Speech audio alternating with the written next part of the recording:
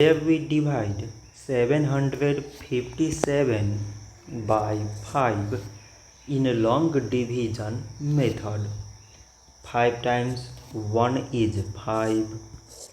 On subtracting we get 2.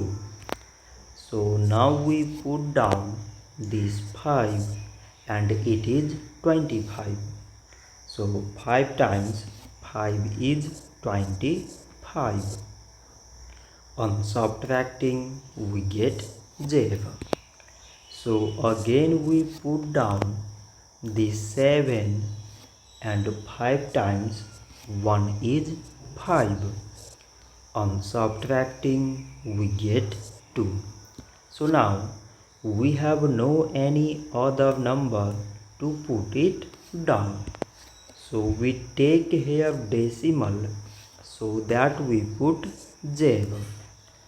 So it is 20 and 5 times 4 is 20. On subtracting we get 0.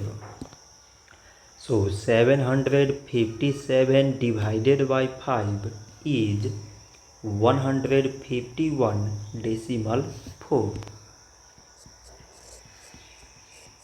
So this much for today and thanks for watching.